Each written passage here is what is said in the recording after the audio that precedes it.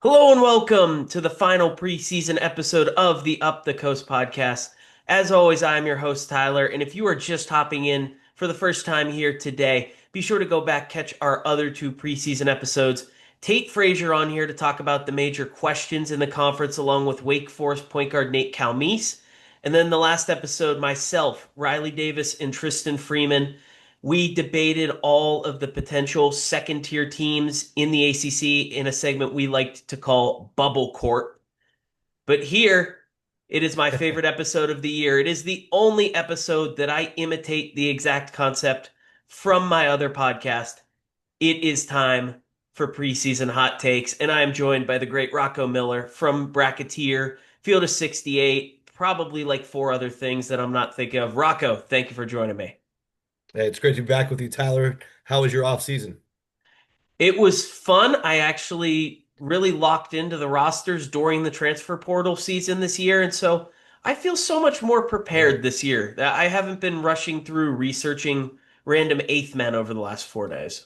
That's a lot easier said than actually done. I have a lot of respect for that. Kudos to you. Part of the reason I'm able to even somewhat keep up is being involved with scheduling, as you probably know, throughout the off season. Just hearing from coaches why they won't play a game. That's what will typically get my attention on a certain roster. Now, obviously, if you're focused more on who's going to be at large good and who's top of the conference, that's probably a little easier to follow if you got it narrowed down. So I have a lot of respect for that. I mean, in my world, I'm trying to track 365 rosters. It's a lot of people. You only have one brain, right? So try to make the most of it. Yeah, see, that's the key. I only care about 32. And That's this pretty year, good. I believe I'm going to adopt St. Mary's because I normally do, and then Iowa as Oh, I additional like those teams that I want to choices. watch. I like those choices, and ideally, we might be able to see them into a second weekend if all breaks right. Yeah, I'm all in on the Sturts Vulgaris combo this year. So It should be fun. I am on in general. I've had a little bit of concerns about Fulgaris' performances in the summer, but it doesn't matter until college basketball lights are on anyway. So I'm holding out that McCollum's going to figure it out. yeah, and by the time you hear this, we will be within 72 hours of the start of the college basketball season. So, Rocco, we're going to do five of our hot takes slash bold predictions for the ACC here. As you are the guest, start it off. You can go mild, hot, build up, simmer down, however you'd like to do this. Okay, well, I'll start at the top of the board. I'm going to be a little all over the place, so might as well keep it random. This might surprise some people, but I do think, just so everybody knows a little background, I break down every league in two different ways. One, I try to project the regular season based on how they scheduled, which is really how my practice started over a decade ago. I don't like to just do a preseason bracket for the heck of it. I actually look at the teams they're playing and the places they're playing and try to do an aggregate of maybe the amount of losses they'll take on and where and what's likely. When you have a team like Duke at the top of the ACC, you almost have to project that they won't lose any at home, maybe one at most. It would be very rare, I think, for a team as good as Duke is to lose more than once at home. I know they have Florida, I know they have some big ACC challenges, but I think that's safe to assume. And I think the way it all shook out, I have seven schools competing for a number one seed. Of course, four of them will be one seed spread out throughout the regions. But it shook out to where Duke is my number one overall projected seed in the NCAA tournament. Part of that maybe because there's 10 to 12 teams in the ACC. I don't have much concern about them being able to handle. But then the other part of it is them going out and getting what I call an optimized national schedule, meaning they are going to get a ton of awesome opportunities, but I think they have the edge in games like Michigan and New York City. There's a bunch of other examples. We don't need to get in the weeds, but that's my first take is that I don't see Duke number one in many algorithms or human polls. I've got them actually getting to the finish line as the number one overall seed. See, I actually go the other way with Duke. I guess let's just combine them because I do have a Duke hot take on mine. Although this is Okay. probably my spiciest, I would have otherwise saved it till last. I think Duke will lose five or more ACC games this year. it sounds like a ton. You go look at the projection systems, both Torvik and Ken Palm says four. That's what I was originally going to say, but then it's not that spicy. I just think that the league is so much more improved at the Sure. top, which is what matters for Duke losing. It doesn't matter that the 12th place team is still going to be pretty bad. Duke was going to beat the hell out of them anyway. I have a lot of concerns with this roster. I think Sion James was such a savior last year as a veteran guard who could kind of keep the tide stemmed while they waited for Tyrese Proctor to develop. This year, it's going to be a long road waiting to see, can Caleb Foster be the guy that he failed to be last year? Can Caden Boozer play above his recruiting standard? I just think that the backcourt is going to struggle a lot against the veterans that NC State and Louisville and North Carolina and Virginia are going to throw at the Blue Devils this year. I think they're still a top 20 team. Clearly, I would project them as maybe a 3 or a 4 seed in the tournament. But yeah, I Mm. do not see them as the ACC regular season champ because I think they're going to. I think they'll win some big games in the non-con. They'll win some big games in ACC play, but they're going to take a few losses as well. Yeah, that'll be fascinating to track. And I mean, obviously, if there's loose holes within the roster, some of those teams are able to come up and beat them. I do see three away losses that look kind of obvious on paper when you look at the Tar Heels, the Louisville game, and the NC State game, all on the road. But Virginia, they get at home. SMU, they get at home. They don't play Miami. And none of I mean, unless they come out and maybe lose to Stanford or something, or Virginia Tech or no, or a Notre Dame type of team, that would obviously mean Duke is slipping into that prediction of yours. And I guess that's where the difference is because I think if they hold serve in a bunch of those like they did last year and in previous examples, they're back up to the one line. So that's how I guess that's a good litmus test for what Duke will be because they're kind of going one of those two directions, I would say. Yeah, and I am specifically eyeing that NC State game. It's the last Monday of the season. Yeah, It does feel like that has a it reeks chance to of be upset. Yeah. the biggest game NC State has had in a very, very long time in that building. Oh, I'm And sure. I Yeah. mean that environment should be insane. I feel like that's one where NC State could steal it behind the crowd. Yeah, no doubt. And I think NC State in a situation like that, as long as they can play up to, their potential, they could even find themselves maybe close to favored in that game. I would not be surprised. Exactly. So what do you got for number two, Tyler? All right. Let's see. What should I fire up here? You know what? I'll go with a player here. And this is a guy that you know very, very well because you cover all Oh, 360 yes. whatever, but your focus above all else tends to come from Northern California. And there's a fantastic player from that region who is coming to one of those ACC powerhouses by the name Yep. of Malik Thomas, leaving San Francisco to go to the University of Virginia. And I believe he will finish the year first team All ACC. A dynamic scorer who can put the ball in basically from any place inside the half court line. Led the WCC in scoring, was second in free throw rate despite being a skinny guard. I don't think the jump up in competition is going to be very problematic for him at all. And he fits into this mold that Ryan Odom has had over all of his best teams of these excellent veteran shooting guards, guys who can be go to scorers and terrific number two playmakers. I think he's the best guy on this Virginia team. And if they're truly competing for a top four seed, as I believe, he's going to get his due. Yeah, no, that's fantastic to hear, and I certainly wouldn't put it past him. The kid is unbelievable. He had a couple performances last year that still have me in awe.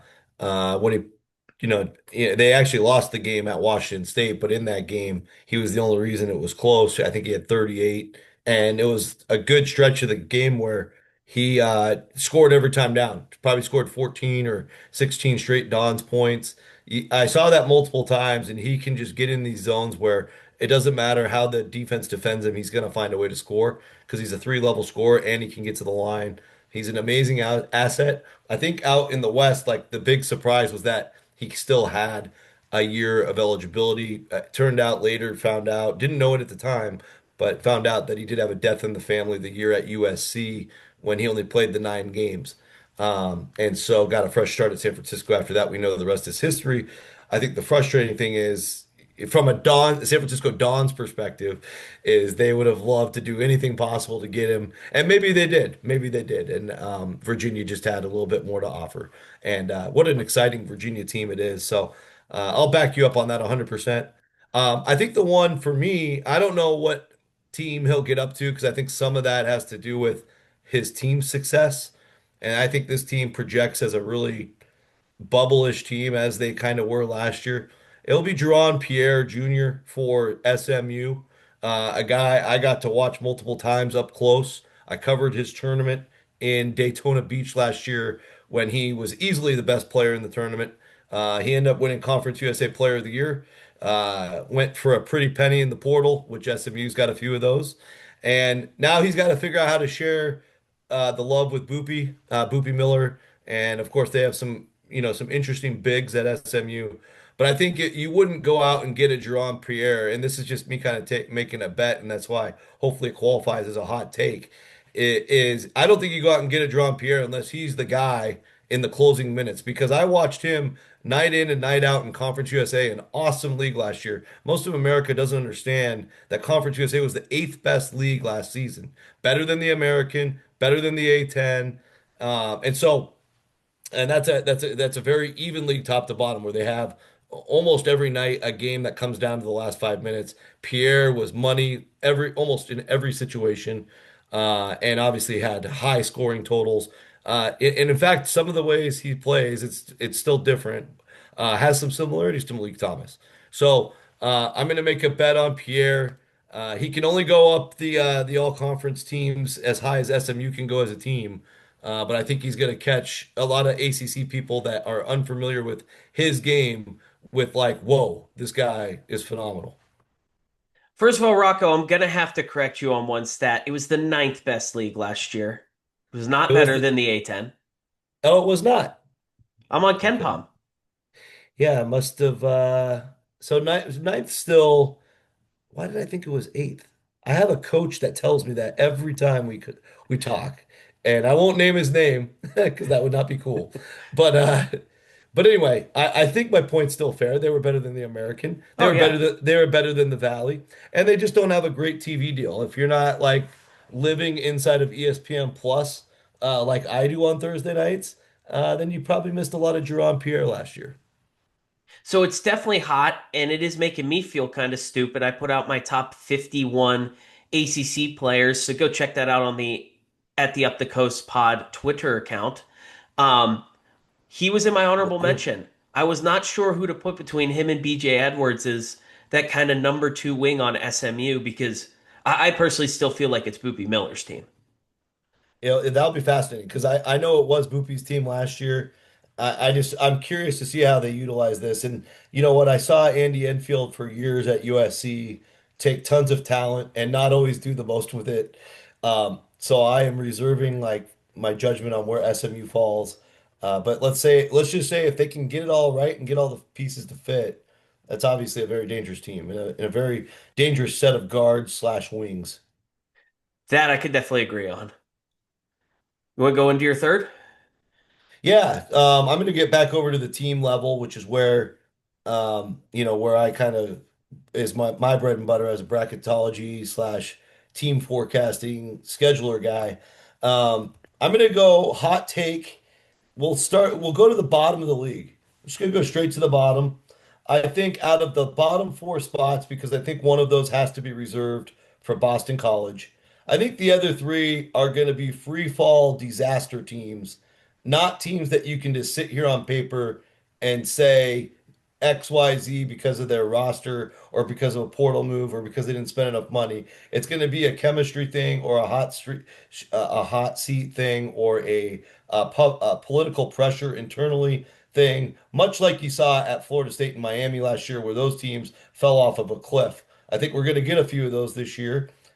And I know that's unfortunate, and I actually hope it doesn't happen because if it doesn't happen, it keeps the floor of the league even higher and it helps you get maybe seven bids, maybe eight bids, get above that six mark is the goal, I think. But I'm going to go ahead and predict that those three will be Syracuse. I have Syracuse in 17th. Because I think that the pressure on Adrian Autry, especially with the money they invested, if it starts off the wrong foot, it could get really, really bad.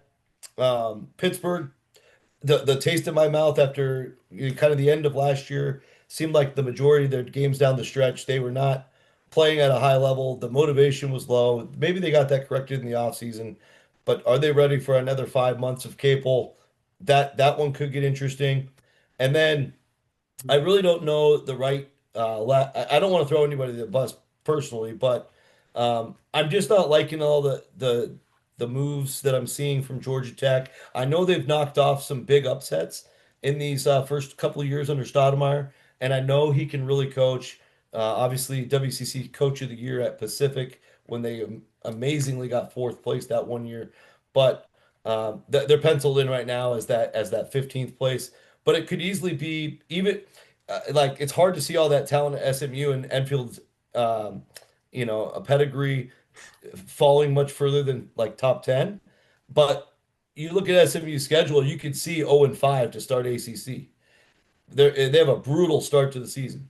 So, you just start thinking about things like that. Or maybe there's weird pressure at Wake Forest or Virginia Tech or even Notre Dame. So I just think out of all those, there's a potential for a collapse. And I think two or three of them probably will hit for a collapse. And I will just say, as a Bay Area guy, I like the direction both Cal and Stanford are going. I just don't know what their ceiling is. I don't think their ceiling is very high, but I do think they're going to continue to fight under Madsen and Kyle Smith, two tremendous human beings. And so I do think, plus their academic profile, the type of kids they have, I don't see those two falling into the bottom four. So that part is combined into my hot take. Yeah, I refuse to pick Kyle Smith bottom three. As Yeah. long as and that roster's not that good, but someone's going to crack. Like, could Ryan Mhm. Agarwal just stunningly be so much better than we remember last year? It's going to be something like that. Um, This freshman kid, the freshman point guard, he looks awesome. Played well. They beat Oregon tonight in a exhibition. They beat San Francisco in an exhibition. Obviously, those are just whatever grain of salt games, but the fact that both, based on the box scores, both teams played like as if it was a real game, that's awesome confidence for Stanford. Yeah, I'm not going to be one to bet against that team. I fully agree on two of your three. I have Pitt and Georgia Tech. Not because I didn't predict the collapses. I still have them above Cal because I just honestly just don't think Cal is that good this year. Um, I think they're two great candidates for it. I think Syracuse could collapse and still manage to finish like 12th because the roster is just good enough to Sure. stumble into that spot. Um, but yeah, Pitt and Georgia Tech, I fully agree. And then for me, the other one that's down there is I feel like Florida State is just gonna have a lot of games where the threes don't fall, and they're not gonna be able to beat Yeah. teams when that happens. They're gonna be fun though. I mean, it's just gonna be a little crazy. And they might make up for it with an upset or two, right? Like if they lose a game that maybe was very disappointing, they can bounce back and beat a team they're not supposed to beat. So that'll be a fascinating watch. All right, let's do a team one, but keep it to one side of the ball. I'm gonna say that NC State ends up with the highest rated defense in the ACC this year. Awesome. Just a spectacular group of defenders. Kadir Copeland to kind of Yeah. anchor things in the backcourt. Trey Holloman is pretty good for his size. And in the front court, Darion Williams, Van Allen Lubin, not exactly two guys that you would talk about as elite defenders, but just two physical beasts who are not going to be able to be moved by everybody. This group all floating around Terrence Arsenault, who is my pick for ACC Defensive Player of the Year, Great comes out of the pick. Houston system. A reminder to everyone, a torn Achilles takes basically a whole year on the basketball court to recover from. We saw it with Jamal Murray. We've seen it with endless of the best athletes in the world. That's why Terrence Arsenault did not take a leap up last year. He was trying to still recover from that. That's what I am choosing to believe. I think he will be the ace of this defense that is basically going to have three high level defenders on the floor at any time, and their starting lineup could easily have 5+ guys out there at once. And Will Wade has basically had a top 100 defense at least by year two every stop he's been at.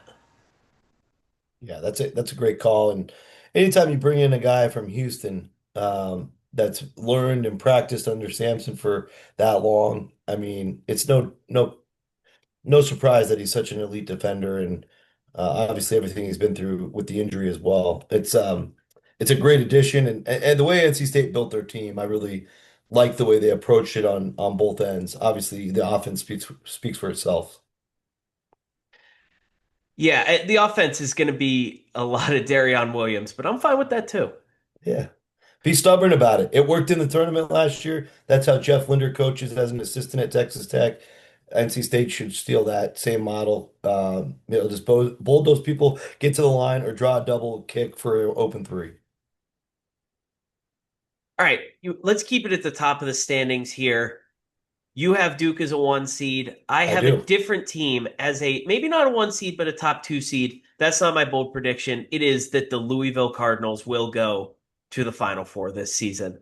Wow. I am astounded. I like everyone just pencils Duke in at number one. I continue to stare at this Louisville roster and not understand why they're not getting any respect in top 10 votes right now. They might have the best bench unit in the country. I'm looking up and down at a Yeah, team that no has doubt. 8 or 9 clear starter caliber ACC players. The front court that was such a disaster last year after the case and Pryor injury, he's back. Ali Khalifa joins in. Sanandra Frew is there. Connie Ruths, who played some great emergency minutes for them, I don't even understand how he's going to get on the court. Adrian Woolley's probably the best Right. backup combo guard in the country. They have this unbelievable trio to lead them at the top, and then Javon Hadley, who is really the glue that brings all of these pieces together. You can Yeah, slot him in anywhere 2 to 4. He can guard all 5 positions. He might be the best rebounding guard in the country. They just have everything that you could want from a talent standpoint. And Pat Kelsey is going to have those guys flying around, just shooting threes, getting to the rim. And I think you give a coach that good who can scheme up with anybody, that level of player flexibility, yeah. that's what really pays off when you start having to play 2 tough games in 3 days. No doubt. Yeah, and I think it would probably surprise some people, especially the way that last season ended with the disappointing loss to Creighton in the 8-9 game. That Louisville actually had the second best defense in conference play. It really got it done in a variety of ways. And yeah, I think they'll solve that side of the ball as well. I think it's just a game of getting more stops than the other team, and that's what the analytics appreciate. And there's obviously plenty of horses there to get it done. Keyshawn Pryor's their best shot blocker. He also gets a ridiculous amount of steals, but also Conwell's over a steal a game guy. So is Woolley when he's playing. If Kobe Rogers is a guy that plays a lot, he's a good steals guy. So I guess my big question mark with the whole synopsis is Pat Kelsey as a coach. He's still not been able to get out of that first round. Not that that really matters anymore. Todd Golden had never won a tournament game, and then he won 6 of them. So basically, what you're telling me is Pat Kelsey's going to get 4 wins out of the blue as well, I mean, at least Hubert four. Hubert Davis did that. I think Pat Kelsey's a better coach than him. No doubt. But Hubert Davis had UNC players, so I mean that doesn't hurt as well Louisville has better players than UNC right now, so right now. But the year yeah. with UNC was they had some special Oh players. yeah. That champion, the team that went to the championship game. Yeah, no, that's a good one. I think my next one I had was, if you want, I can go down the list, but we'll probably do that in the wrap up anyway. So I'm just gonna say it. I see this team picked all over the place, and maybe it's boring, but I'm gonna go to the pedigree, and the pedigree is the Clemson Tigers. The Clemson Tigers are the last team in my field going to Dayton, but it's still another bid for the ACC. Out of all the bubble options, I definitely trust the way they coach and the amount, what they've built that program to become. I know there's a lot to make up for when you look at losing Shefflin and Chase Hunter and Locken and Zachary Wiggins. Those are all great, great players. And really only Dylan Hunter back from the group we know. So it's going to take some time. But Nick Davidson, I saw play a tremendous amount in the Mountain West. He'll be able to play that role around the basket like Shefflin did. A little bit different, obviously. Shefflin's a throwback, but Davidson just is sneaky. Defenses forget about him. He finds ways to get the ball in the hole in a variety of ways and can get to the line with regularity. Carter Welling was a great, Utah Valley is a really good program. I think playing next to Davidson, he should be productive at least as long as they're willing to play him. RJ Godfrey had a decent year at Georgia, played in the NCAA tournament. Johnson from UAB, another guy with good experience, played in the NCAA tournament. And then Jesslyn Porter, he's like an all-conference USA caliber player. Again, these guys got to make a little bit of a jump up to the ACC besides Godfrey, and I guess if you count Wallen from Utah. But there's also some interest with some of the freshmen they brought in as well. Not sure if any of those crack or not. We'll have to wait and see. But I just think what they're going to focus on early and often is defense at Clemson, and it's going to be a stylistic difference from watching, the teams like Louisville and SMU and California, the ones that just want to get out and space and pace you. Clemson's going to do a good job disrupting those things, and I think that's going to keep them in the fight. And if a couple of the teams that are projected above Clemson go sideways, they could actually advance up to a safer place into the bracket. So to me, Clemson is almost like the reverse Syracuse this year, where I've previously said on here that I think if you just line up all the teams in the playground and just go off of pure talent, Syracuse is like top three, Oh, big top time. four. Yeah. I don't like this Clemson roster at all. I think it's in the bottom third. Any projection for me of them basically above 12th is just putting your faith in Brad Brunell. So I Yep. did that. I have them ninth. That was about as high as I was willing to go. I could see it. It's the Davidson and Welling combo for me. I think Nick Davidson is one of the 20 or so best players in this league. He's going to step in and honestly might be better than Shefflin at just that passing big. He's More bigger than talented. Shefflin. That's going to help. I kind of struggle to see where they get the leadership in the backcourt. Dylan Hunter is just an awesome, awesome glue guy, but they don't have that explosion candidate like they did with Chase Hunter last year. And I remember at this time, everyone was basically asking the question of can Chase Hunter be good enough to carry this team to the NCAA tournament? This year, we're not even sure how to really ask that question. Is it like a big leap from Butta Johnson? Is it Dylan Hunter becomes the number one guard option and can just take that in stride? Well, Jesslyn Porter, I mean, he's put up big numbers at Middle Tennessee. He's a lengthy, bouncy defender, obviously 6'1". So I get a little nervous in the Power Fives when you're less than 6'3" height wise. So we'll see if that becomes a problem. But he's more of a mid-range downhill player. And so we'll see. Like I liked the way he got in there and defended. Um, Clemson, his coaching staff has stuck together through this run. It's not just Brad Brownell, it's all the guys on the bench, and that's such a big part of it. And getting to know those guys covering the Los Angeles Regional during their Elite Eight run, super impressed at their attention to detail. And I think in these games, it doesn't matter if it's the ACC or the SWAC. It's about winning on the margins and coaching these guys correctly and having a plan. And I think Clemson's roles are already identified. I think the margins, they'll figure out how to win on them. And I think, the other teams they're competing with are like SMU, Miami, um, Virginia Tech, maybe Wake, the list goes on. I think I trust Clemson, at least from a game plan, strategy, execution standpoint, above probably all those programs until I learn more about Miami. I don't want to dismiss Jai Lucas. He might be incredible. And Miami's talent is clearly better. But for a preseason exercise, that's where I always lay my laurels on the proven, and Clemson is proven. All right, so I'm going to break the snake here and go to my last one because it kind of relates to what you just said. My last hot take here is that Virginia Tech will outperform the preseason spot more than anyone else in the league. They come in preseason number 12. I believe they will Did they? finish in the top six and sneak their way into the NCAA tournament. You put your faith in Brad Burnell. I am putting my faith in Mike Young's ability to put together a spectacular offense. I still think this was by far the worst roster in the ACC last year. the fact that they got themselves up to 10th is truly a miracle. Like, this was maybe the worst power conference team in the country. They should have been losing games to Miami last season. Right. And out of all of it, basically the only shining stars are that Toby Lawal took a huge step up, became a real dynamic center and not just a dunk and block shots guy like he was at VCU. And then Ben Hammond, who was really good coming in as the point guard in the month of February for them.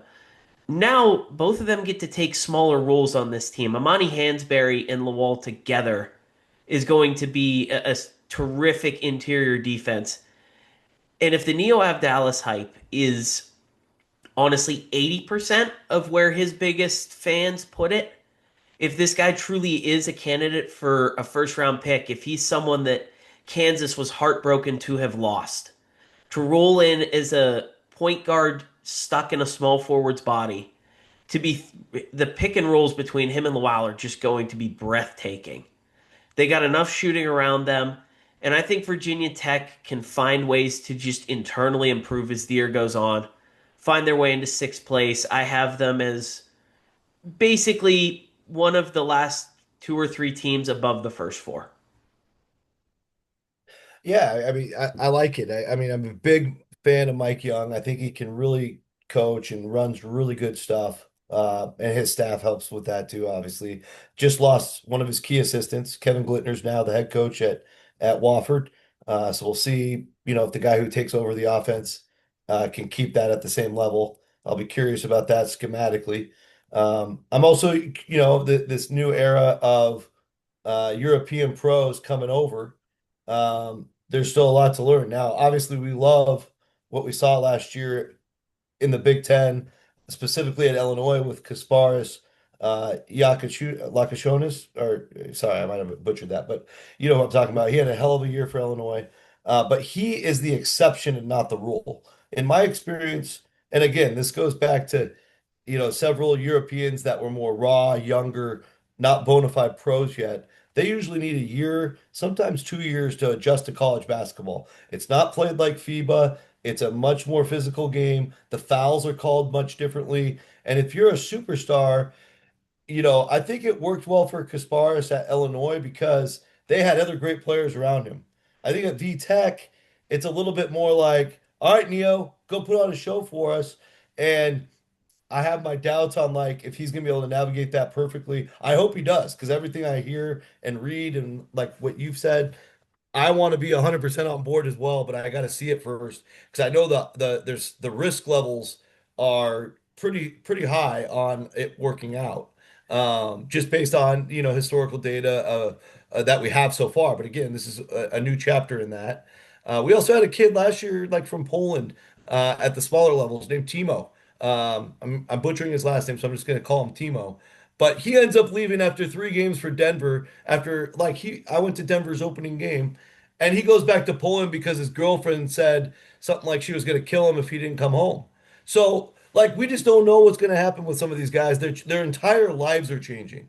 And then you have a situation like at Virginia Tech. They're obviously compensating him very well, but they need him to be the man from the first day of the season. It's a lot. But I do like Hansberry quite a bit. One last thought on him.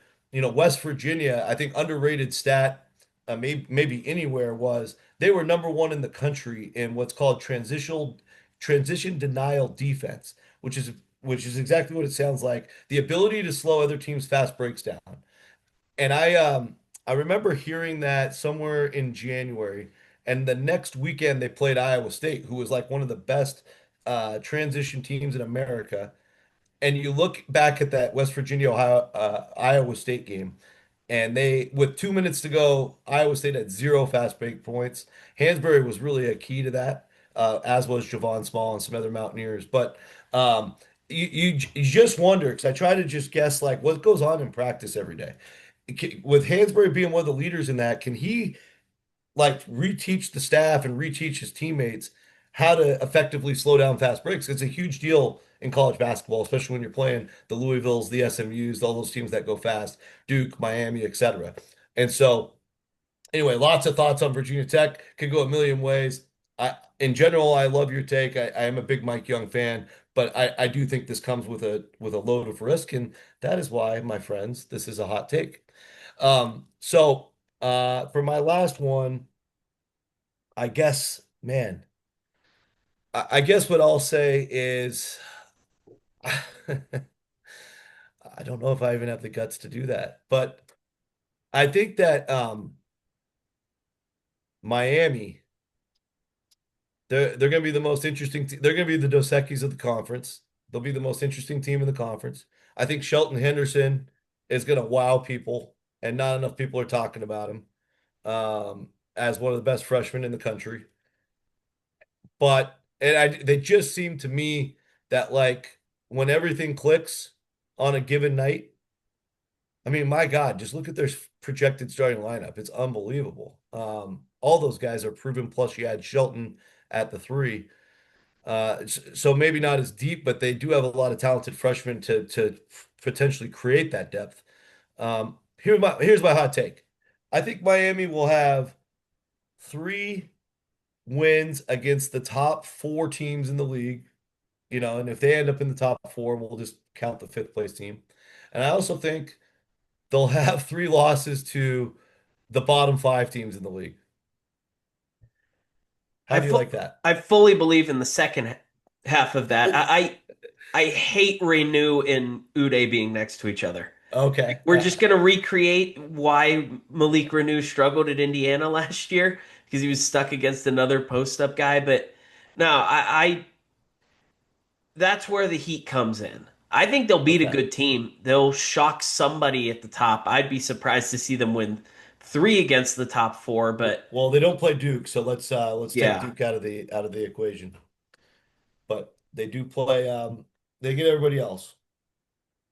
God, keep forgetting how dumb it is that they don't play Duke. And I feel like it was intentional, but I'll just leave it at that. They do play, yeah, and I mean Miami's just their non-conference is awful. I tweeted about it multiple times. It really grossed me out.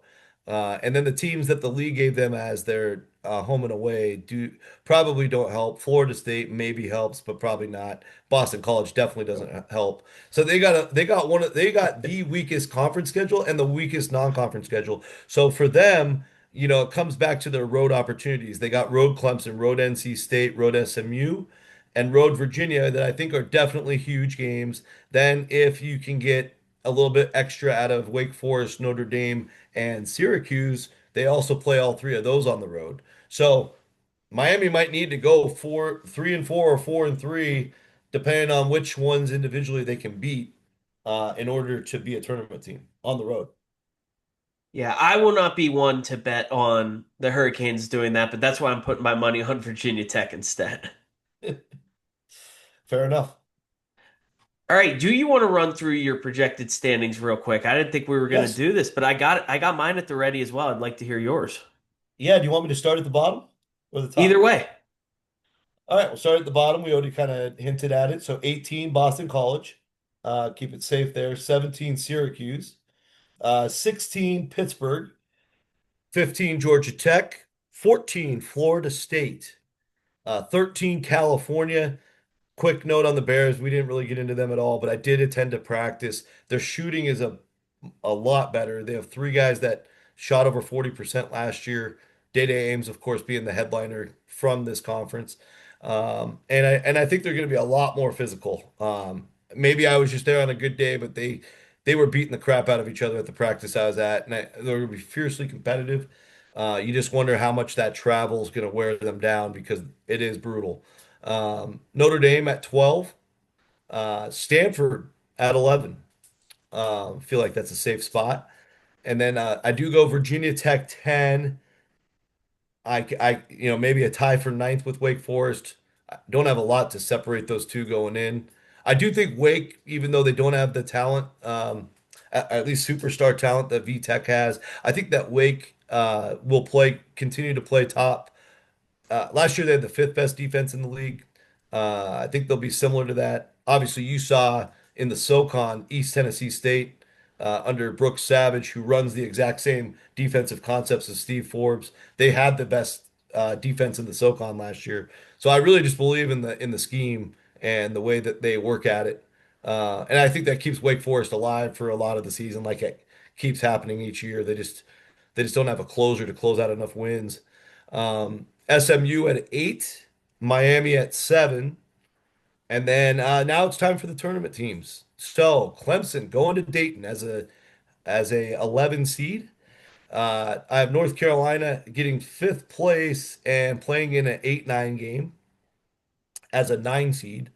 And I have Virginia also at Virginia finishing fourth as my strongest of the 8 seeds. NC State more bullish on the Wolfpack, as you might have been able to pick up on. I have them getting third place and being a 5 seed in the NCAA tournament. And then Louisville. Obviously, you know, the way the committee looks at everything now, Louisville's in great shape because they're going to have a lot of blowout wins. If they're voting based on metrics like they did last year, there's no reason to think they won't. Louisville's seed should help. They're basically like a 2-3 seed for me. They end up taking one of the higher 3 seeds at the end there. And then, as you know from the beginning, Duke as the number one overall seed. So six bids for the conference, basically 5.5. What do you got, Tyler? All right. So a lot of our bottom is similar. I actually had Florida State higher than I thought. So I do have Cal in 18th, Boston College Ooh, 17, Pitt 16, also missing the ACC tournament.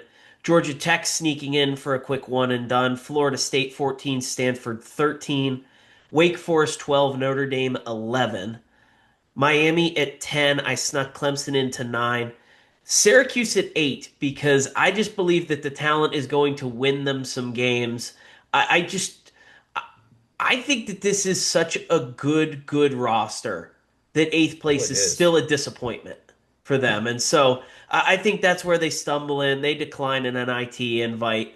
SMU in seventh. They head back as the number one overall seed in the NIT. Miami will probably be the Okay. team to join them there. I also have six NCAA tournament teams, which is interesting because our next question was going to be over under 5.5. We're both clearly going over there. Um, Yep. Without the same bracketology prowess as you, just kind of throwing darts at a dartboard. Um, Virginia Tech, I did have in the first four. I messed that up earlier. North Carolina, fifth place as a 7 seed because I think they're going to do some really great things in the non-con. Kind of stumble a little bit when they get into conference play, which is why I have Virginia in fourth, but below them as a 9 seed. Duke in third as a 3 seed because they lose that tiebreaker to NC State in the final week. The Wolfpack kind of stumble out of the gate. Maybe not a great team November, December, but they finish in second, get a 6 seed, and then as I mentioned earlier, Louisville as the champion with a number 2 seed. It's fascinating. Yeah, you know, it's interesting. Carolina gets Kansas and Georgetown on their home floor. You would like to think they get both of those wins. Ohio State, another team in flux politically at their own school, but a ton of talent. They play them in Atlanta. They'll get Michigan State down in Fort Myers. You would hope they wouldn't slip up in the St. Bonaventure game right before that. And then at Kentucky is kind of a lottery ticket. If you play well and beat them, that's going to carry the seed that you were talking about. But I think, you know, that's their only true road game. They only got the three neutrals. So that's really it for their non-conference. They have a couple other quasi-dangerous games like with Radford and some of the money they spent in East Tennessee State, but it's Carolina. They're not going to lose to those teams in the end. I mean, they lost home to Stanford last year, so I won't put anything past UNC at this point. But Yeah, yeah, they do strike me as I think they're going to beat Kansas. Partially, I'm super down on the Jayhawks this year, but that'll be an interesting it's game. yeah. Yeah. You read off the non-con, it's a lot of tough games in which I think North Carolina is probably the slightly better team in a lot of them. And Right. by I the would way, agree. Ohio State's like a quasi ACC team in November and December. I think they play 4 or 5 teams in the league, so Yeah, we're gonna get a good look at they them. they play Virginia on Valentine's Day as well. So if you Yep. forget about them, you get to make some love to them on February 14th. Yeah, it's them and Kansas plays a ton of ACC teams as well. So, Yeah, they got NC State and yeah, a few others. Absolutely. all right, Rocco. So we had two over unders. We covered the first. The last one that is not nearly as fun. over under 2.5 new head coaches in this league next year. And it sounds like from your hot take that you are going to take the over. Well, yeah, I think that would translate for sure. You would hate to see Autry get ran that fast, but it's just the nature of the beast at a place like that. It's more about the place than the person. Autry's an amazing person. I grew up a Syracuse fan. I think a lot of the audience and even my own followers have no idea about that, but I've followed the program closely since I was a little kid. Obviously, since being more of a national a person paying attention to every team. I've lost kind of some of that touch, but I understand like the places where the money comes from, the expectations are set, and that's really all that matters when it comes to hiring and firing. And so yeah, his job is likely on the line, especially the further they would fall potentially. There was chatter on Virginia Tech entering throughout the summer really and even entering that kind of Wofford craziness where Glittner got the job down there. And now Virginia Tech fired their football coach. So you might think Mike Young can breathe a little bit. Hopefully that's helpful. And but they still got to do at least have a good showing. Maybe not do as much as you're predicting, but at least close to that. I would also say Earl Grant, if Boston College just goes out and gets last place again, he's probably going to be asked to leave. It's been 5 years. They had that one really decent year where I think they got up to like 11th or 10th, like in this third year, and then they slipped right back down to the bottom last year. So he's in a tough spot.